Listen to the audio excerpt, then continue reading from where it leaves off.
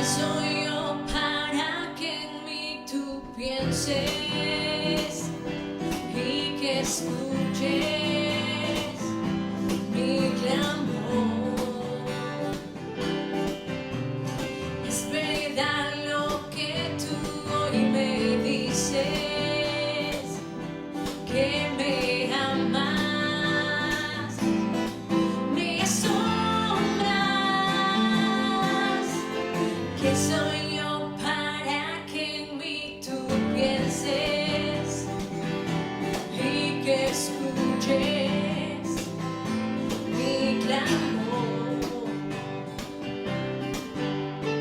Es verdad lo que tú hoy me dices, que me amas,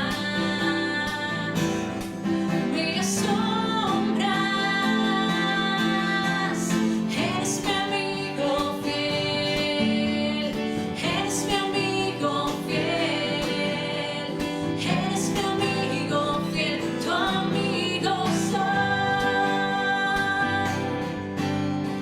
Eres mi amigo fiel, eres mi amigo fiel, eres mi amigo fiel, tu amigo soy.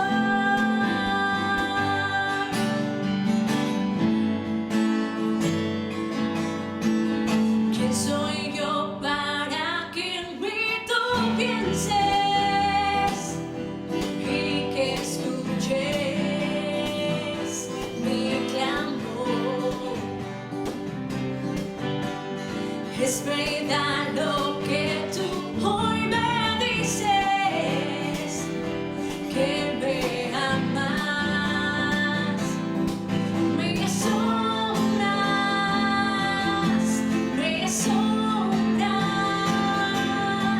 me asombras. Eres mi amigo fiel, eres mi amigo fiel, eres mi amigo fiel, tu amigo soy. Tú eres mi amigo fiel, tú eres mi amigo fiel, eres mi amigo fiel, tu amigo soy.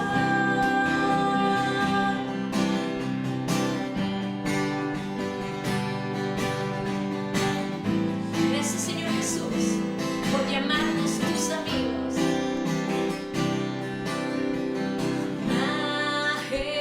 Majestuoso, poderoso, tu amigo soy.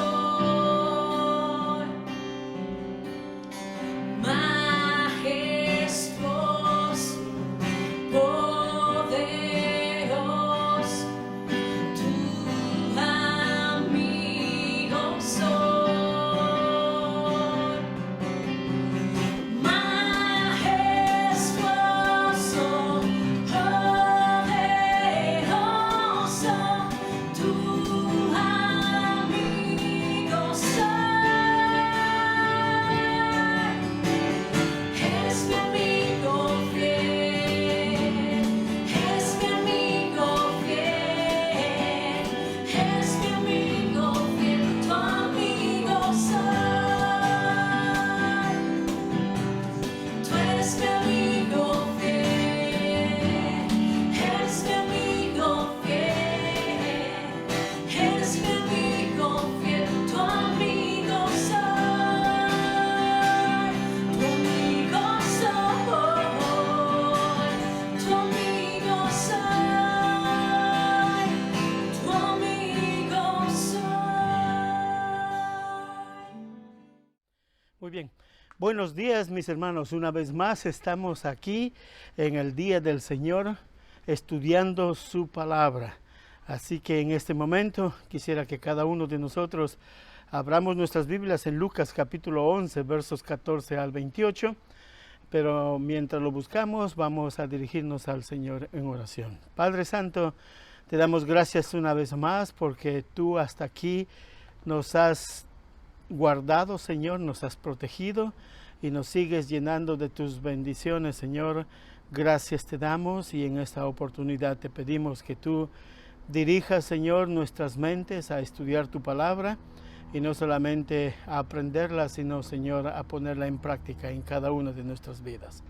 Gracias, Señor, te damos y una vez más, dirígenos y Espíritu Santo, Señor, no solamente haznos entender, sino también pon el querer y el poder hacer tu voluntad, Señor. Gracias una vez más, en el nombre de mi Señor Jesús, te lo pedimos todo esto. Amén. Amén. Muy bien, vamos a seguir estudiando en la palabra de Dios y vamos a ver en Lucas capítulo 11, versos 14 al 28 y una vez más vamos a seguir estudiando en la Nueva Traducción Viviente.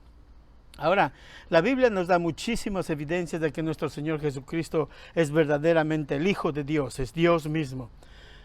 Pero la verdad es que muchas de las personas, de los que han escogido no creer, lo han hecho no porque no pueden creer, sino que no están dispuestos a hacerlo. Algunos de ellos no han considerado honestamente lo que el Señor dice porque tienen miedo de convencerse y como resultado tienen que cambiar su manera de vivir, su estilo de vida. En Lucas capítulo 11, versos 24 al 28, nosotros 14 al 28, vamos a encontrar tres preguntas importantes para nosotros. Tres preguntas muy importantes. Y la primera, ¿es Jesús el Hijo de Dios que dice que es? ¿Es Jesús el Hijo de Dios que Él dice que es? La segunda, ¿cómo sé que Él es quien dice que es? Y la tercera es, ¿qué tengo que hacer frente a esta evidencia? Son tres preguntas que en este pasaje nosotros nos podemos formular y que vamos a tratar de estudiarlas y tratar de dar respuesta a estas preguntas. Así que en los versos 14 al 16 nosotros podemos hacernos la pregunta que dice, ¿es Jesús el Hijo de Dios que dice que es? ¿Es Jesús el Hijo de Dios que dice que es? Versos 14 al 16 de Lucas 11 dice así: cierto día Jesús expulsó un demonio de un hombre que no podía hablar, y cuando el demonio salió, el hombre comenzó a hablar. Las multitudes quedaron asombradas, pero algunos dijeron, con razón puede expulsar demonios. Él recibe su poder de Satanás, el príncipe de los demonios. Otros, con la intención de poner a Jesús a prueba, le exigían que les mostrara alguna señal milagrosa del cielo para demostrar su autoridad. En estos versículos, versos 14 y 15 de NTV, se nos dice que el Señor Jesús echa fuera el demonio de un hombre poseído. Pero ninguno de los evangelios nos dice el nombre del hombre endemoniado, ni de dónde vino, ni cuánto tiempo estaba así. Pero sí vemos que el demonio impedía que este hombre hablara. También en Mateo creo que encontramos, si no me equivoco, que una afirmación de que este hombre también era ciego. Pero lo importante que nosotros vemos aquí es que Jesús sanó al hombre e inmediatamente habló.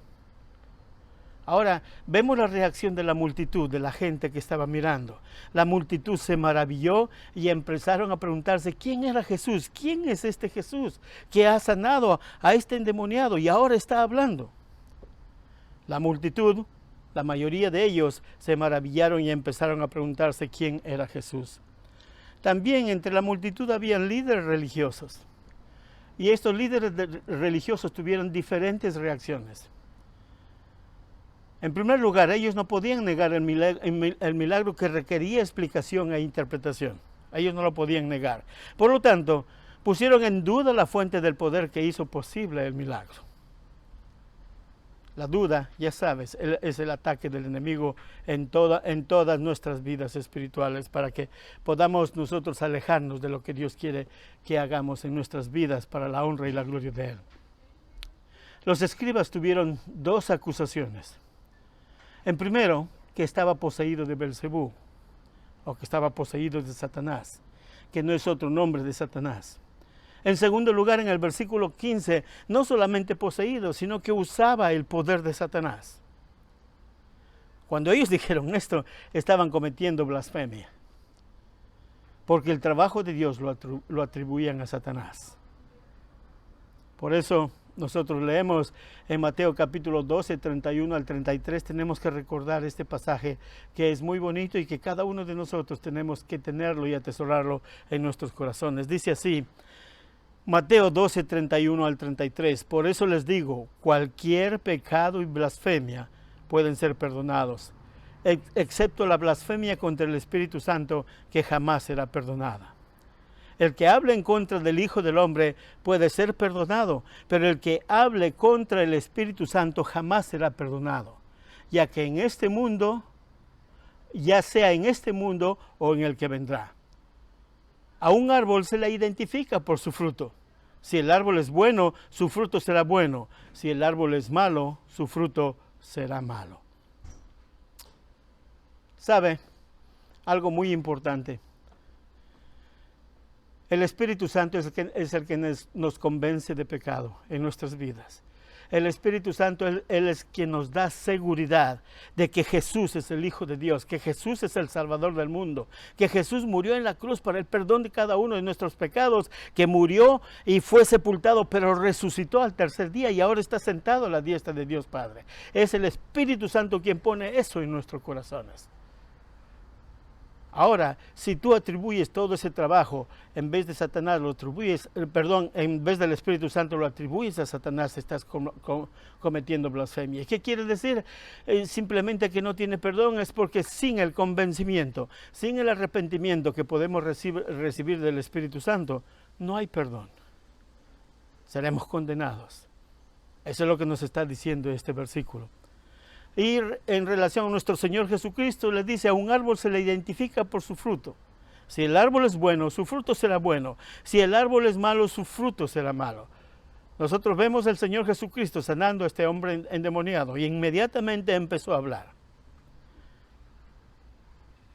Los líderes religiosos cometieron esta clase de atrevimiento, de tratar de atribuir que el Señor Jesucristo estaba sanando por el poder de Satanás. También en la multitud habían otros, en el versículo 16, que pedían evidencias, pedían otras evidencias.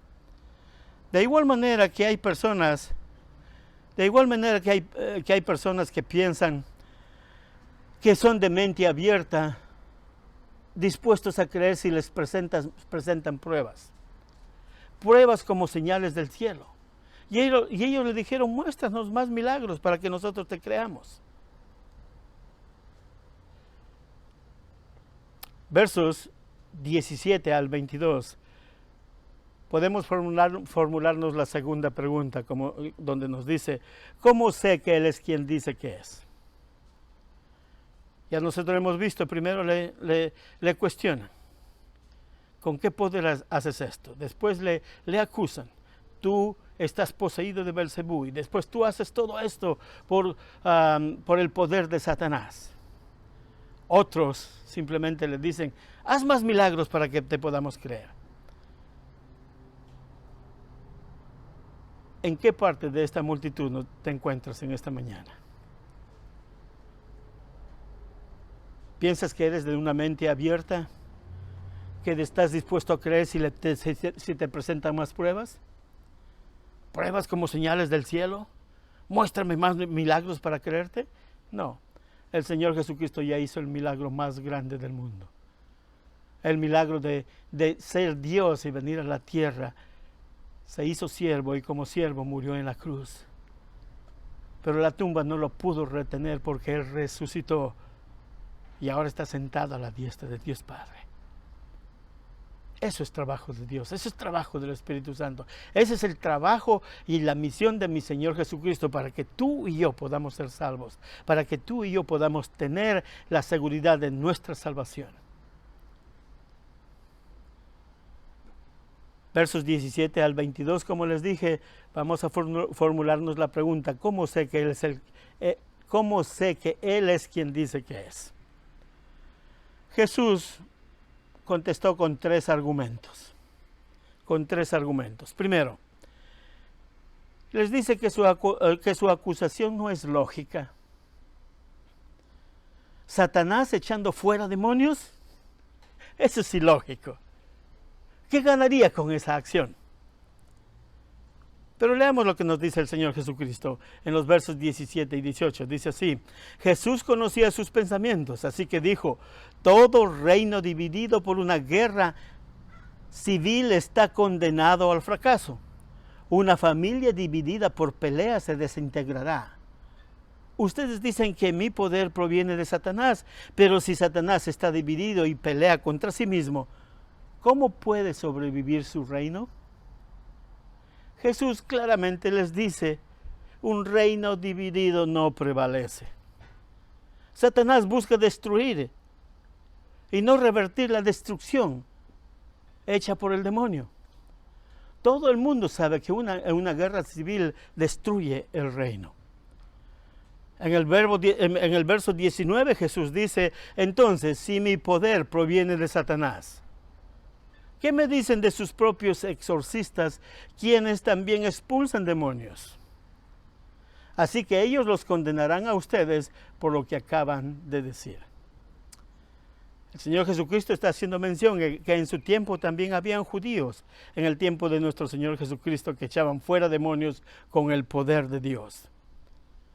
Ahora, con esta afirmación de los líderes religiosos, ponían en duda si ellos lo hacían por el poder de Dios o de Satanás. Ellos creían firmemente que estos exorcistas lo hacían por el poder de Dios. Entonces, ellos acusaban injustamente al Señor Jesucristo. Jesús lo hacía por el poder de Dios. Si Jesús no era de Satanás, entonces Jesús era de Dios. En el verso 20 dice así: sin embargo, si yo expulso a los demonios por el poder de Dios, entonces el reino de Dios ha llegado y está entre ustedes. Lo voy a leer una vez más. Sin embargo, si yo expulso a los demonios por el poder de Dios, entonces el reino de Dios ha llegado y está entre ustedes. Amén. Está en tu corazón, está en mi corazón, porque Cristo Jesús vive en cada creyente, en el corazón, en la vida de cada creyente. La lógica en este momento demandaba que los religiosos tenían que reconocer que Jesús venía de Dios y que su poder era de Dios. Sin embargo, sin importar las evidencias, ellos lo rechazaron. Como le dije al principio, muchas de las personas no creen simplemente porque escogieron que no haya cambio en sus vidas. Le rechazaron porque no les conviene. No les convenía. Y hoy en día le rechazan porque no les conviene. No quieren cambiar su estilo de vida. Para hacer más evidente quién es Jesús, leamos los versículos 21 y 22. Dice así: cuando un hombre fuerte como Satanás está armado y protege su palacio, sus posesiones están seguras. Hasta que alguien aún más fuerte lo ataca y lo vence. Lo voy a leer una vez más. Hasta que alguien más fuerte lo ataca y lo vence. Le quita sus armas y se lleva sus pertenencias. Mi Señor Jesucristo es mucho más fuerte que cualquier demonio, que todo el reino de Satanás y de Satanás mismo, porque Él es Dios y es mi Señor Jesucristo. Él es mi Salvador, Él es mi Señor. Puedes tener esa seguridad en esta mañana, decir: Él es mi Salvador, Él es mi Señor, Él es Dios y vive en mi corazón porque el reino de Dios está conmigo.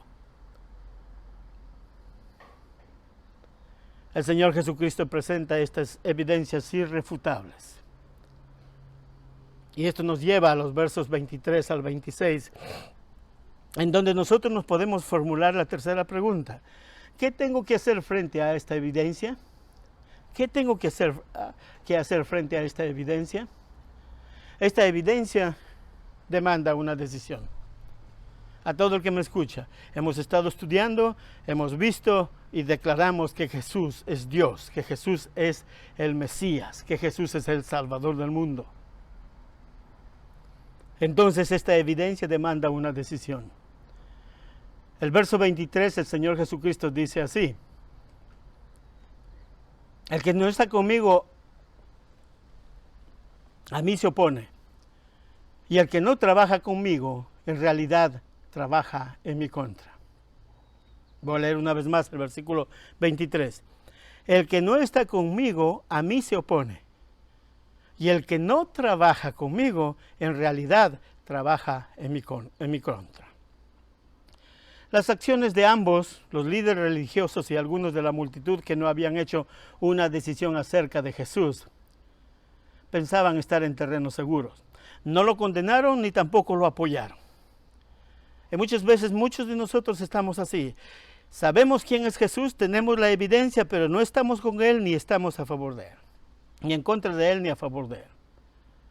Y pensamos que así estamos en un terreno seguro, pero no es así. No hay terreno neutral en esta guerra espiritual. Tenemos que hacer una decisión. Tú tienes que hacer una decisión. Yo tengo que hacer una decisión.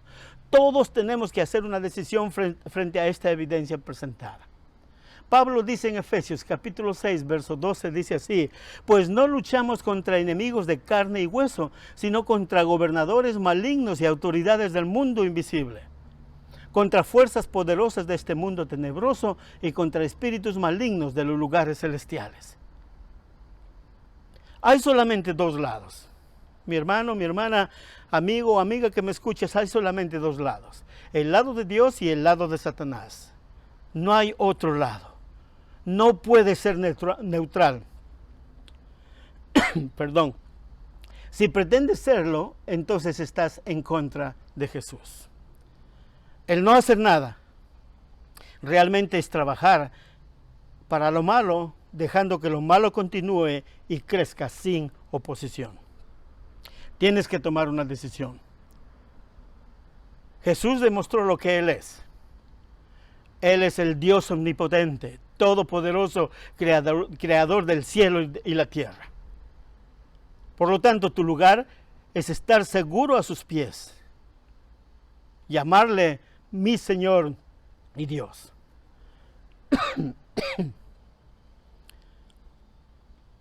Jesús realmente nos ilustra el peligro de ser neutrales. Y lo vemos en nuestro pasaje, versos 24 al 26, dice así: cuando un espíritu maligno sale de una persona, va al desierto en busca de descanso. Pero como no lo encuentra, dice: volveré a la persona de la cual salí. De modo que regresa y encuentra que su antigua casa está barrida y en orden. Entonces el espíritu busca a otros 7 espíritus más malignos que él. Y todos entran en la persona y viven ahí. Y entonces esa persona queda peor que antes. No es suficiente limpiar nuestra conducta. No es suficiente en tu propio autocontrol cambiar tu manera de vivir. No. El cambio sin la regeneración, el cambio sin el arrepentimiento de los pecados, no solamente es vana, sino peligrosa. Si un hombre o una mujer están vacíos y sin Dios, Cristo Jesús no vive en sus corazones, el poder del Espíritu Santo no está con ellos, entonces serán llenos con algo más. La humanidad necesita a Cristo. Tú y yo necesitamos a Cristo en nuestras vidas. Necesitamos el Espíritu Santo, que Él nos llene con su poder para ser más que vencedores en el nombre de nuestro Señor Jesucristo. Para terminar, quisiera decirles que la evidencia ha sido presentada.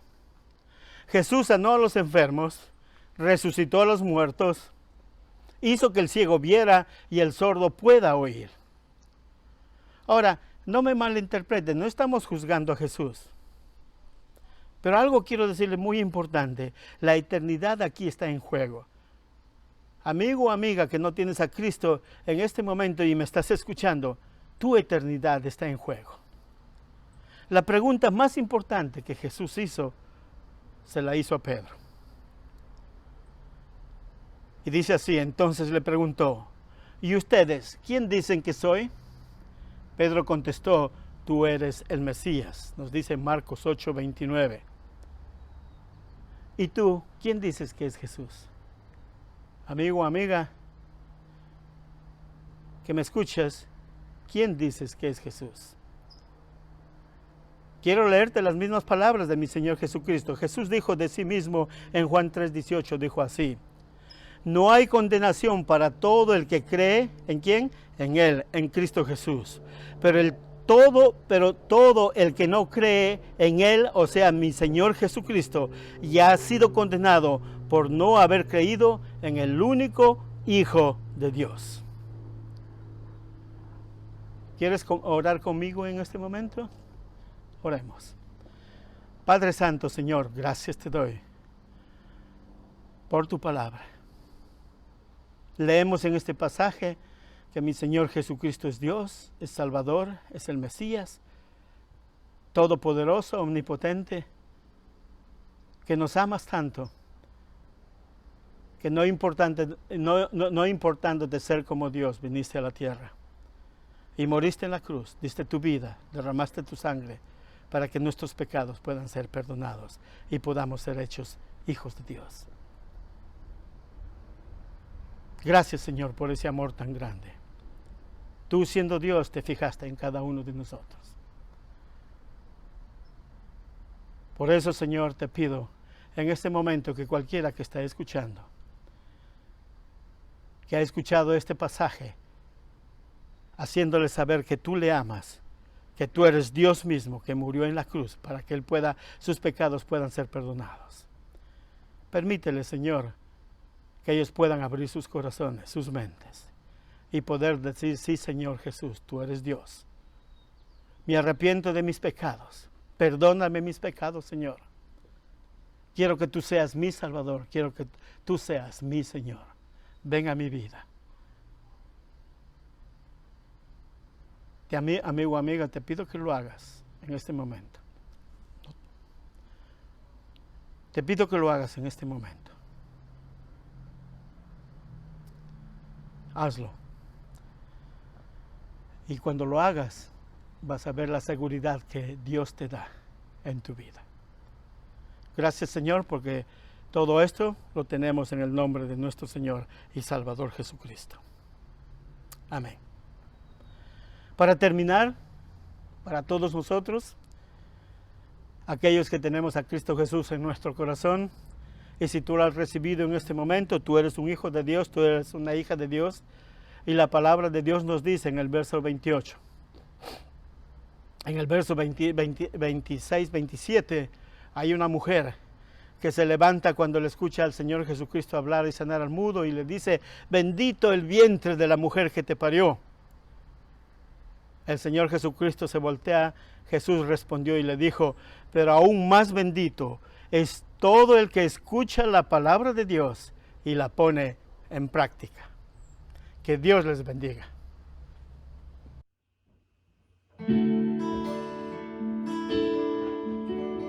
Señor Jesús, te alabamos, glorificamos tu nombre, Señor. Queremos que nuestra alabanza sea un olor fragante a tu presencia. Cuando pienso en tu amor y en tu fidelidad,